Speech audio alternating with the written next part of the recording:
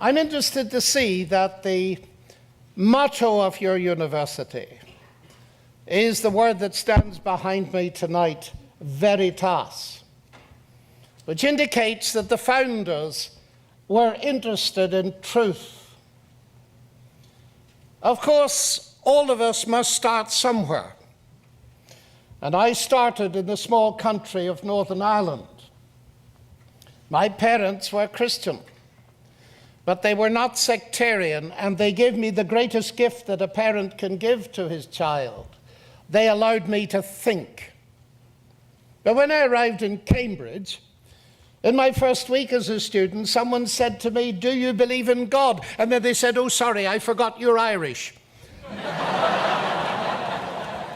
All you people believe in God and you fight about it. That was a turning point in my life because I was interested in truth. Could it be that my faith in God was simply a product of Irish genetics? And so on that day, I decided to get to know people that did not share my worldview and befriend them. And I have been doing it ever since. I have spent a lot of time in Eastern Europe, in the communist time during the Cold War, and more laterally, because I speak Russian, spending time in Russia discussing these things in the academies of science.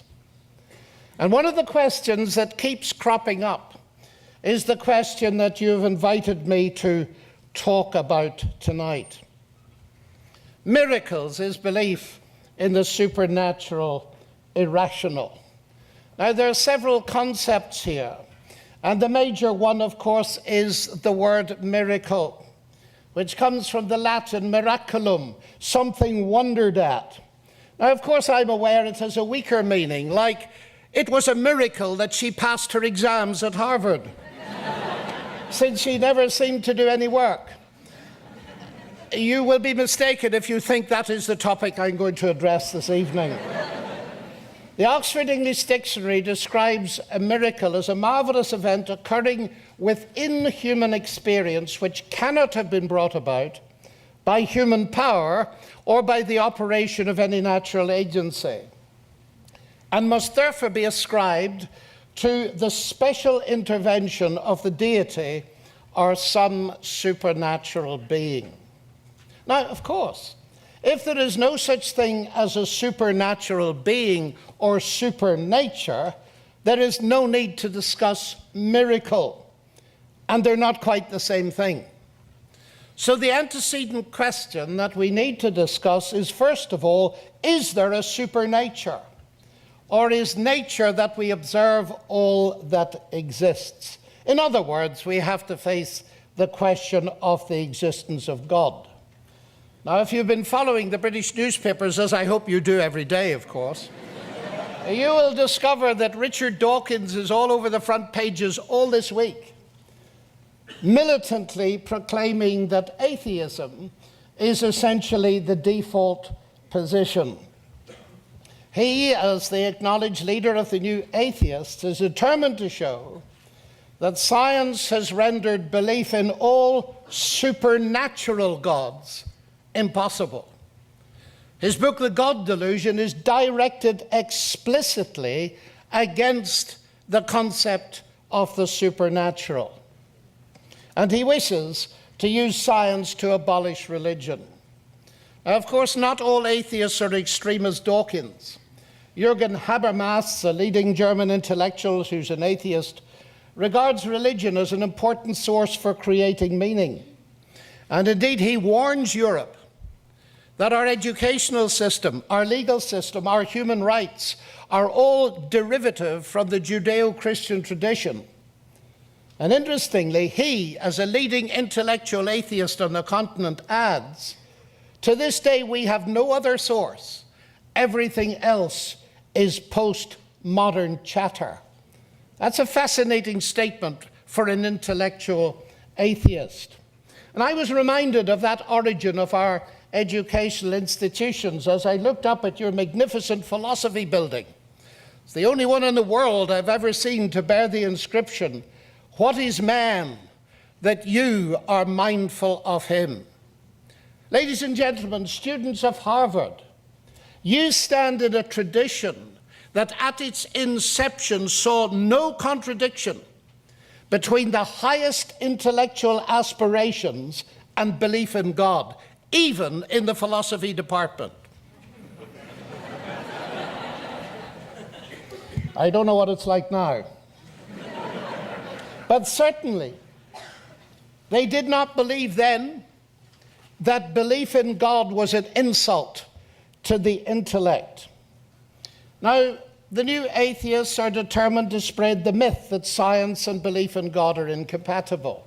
I say myth because it's very easy to see that that is far too simplistic an analysis.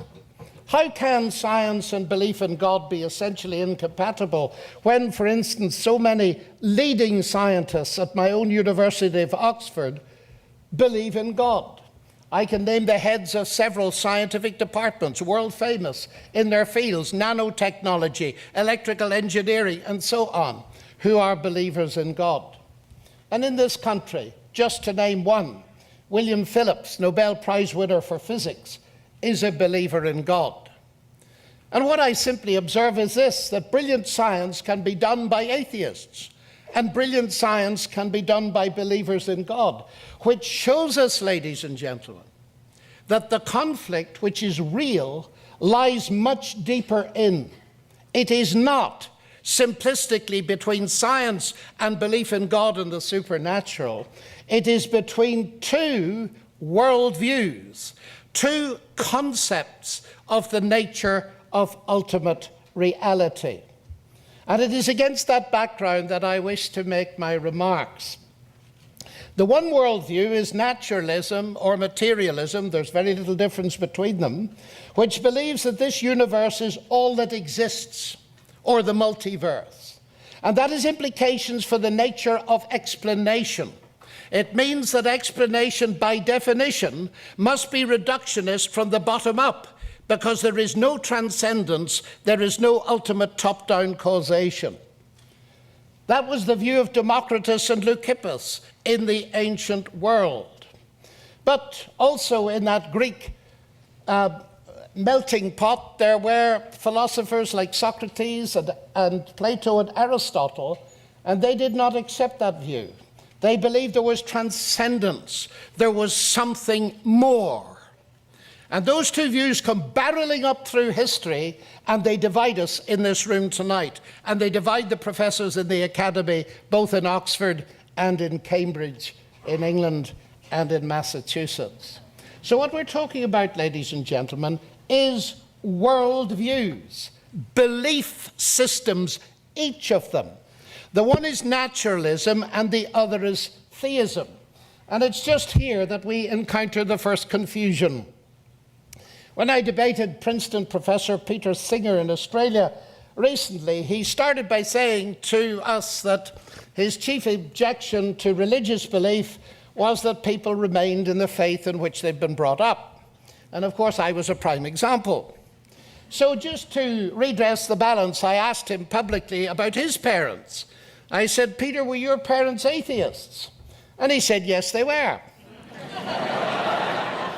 So I said, you remained in the faith in which you were brought up then. Oh, but he said, it isn't a faith. Oh, I said, I was under the impression you believed it.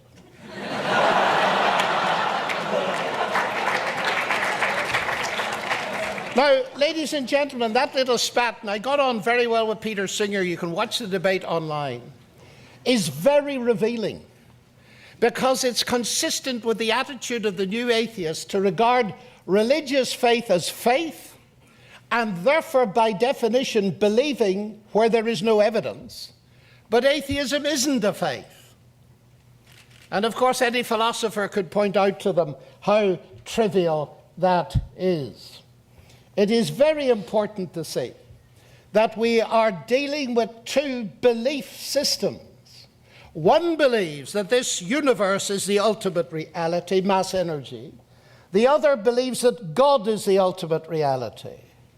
And the burning question is, what evidence is there for the veritas of either of them, the truth of either of them? And in particular, what way does science point?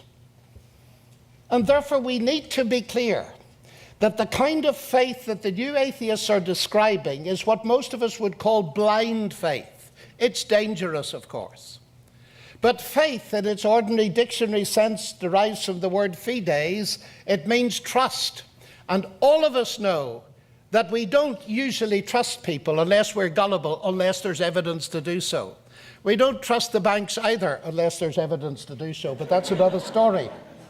But the banking crisis has at least taught all of us the difference between evidence-based faith and non-evidence-based faith. And now I cannot, of course, speak for other religions. They must rightly speak for themselves.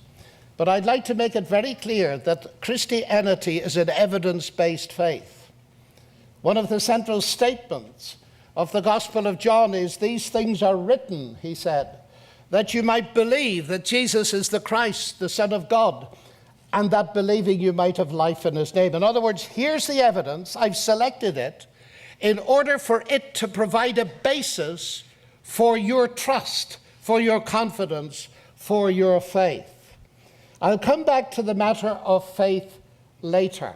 But having talked briefly about that, I want to address this question quite rapidly. What way does science point? I claim that science points towards God.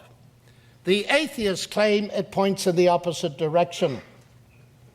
And I want to bring as witnesses, first of all, history. It is no accident that when Harvard was founded, belief in God was written into its motto and onto its philosophy building. Because historians of science, like my colleague at Oxford, my former colleague John Hedley Brooke, usually, most of them, will agree with what's called Merton's thesis. And the best formulation of it, I think, is due to C.S. Lewis, who said that men became scientific. Why? Because they expected law in nature, and they expected law in nature because they believed in a lawgiver.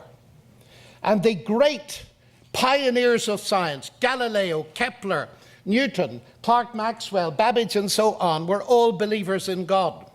I can remember I had the opportunity to give the very first lecture on this topic in Novosibirsk in Siberia.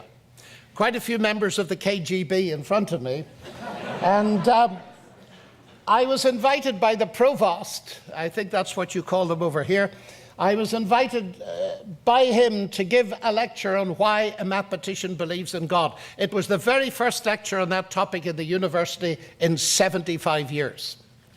And when I started talking about the history of science and the fact that Newton and Galileo were believers, I noticed anger rising in the front row of heavyweight professors.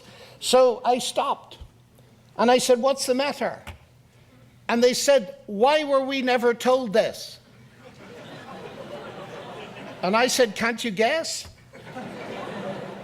They'd never been told. It was totally new to them that the founders of science were believers in God.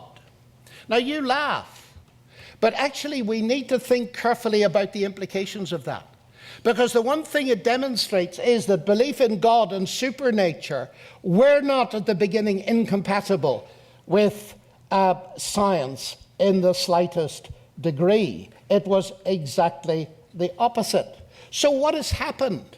Why is it that I'm even having to give a lecture on this topic in Harvard? Why isn't it that we do still believe that there's something more than the natural world, if there is such a deep-seated harmony between science and belief in God?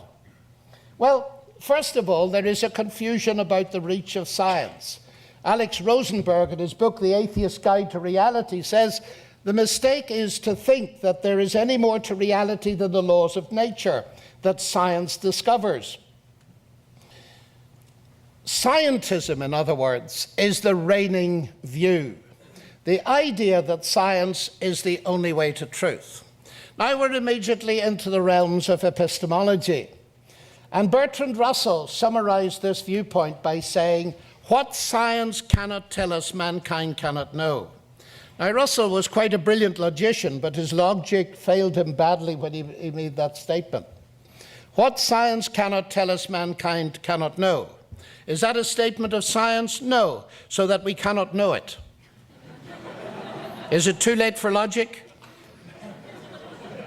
This is what we call a logically incoherent statement. If it's true, it's false. You can work it out afterwards. Far more sensible is the view of Nobel Prize winner Sir Peter Medawar, who said it's so easy to see the limits of science. It cannot answer the questions of a child. Where am I coming from? What is the meaning of life? Where am I going to? We need to go outside science. So point number one, major point number one, ladies and gentlemen, is science does not define the limit of rationality. Rationality is bigger than science. Einstein, of course, saw it clearly. He said you can speak of the ethical foundations of science, but you cannot speak of the scientific foundations of ethics.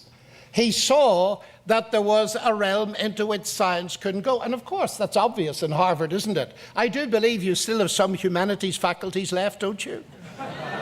Because if science was the only way to truth, you'd have to shut them tomorrow. And I don't think you'd want to do that, and neither would I.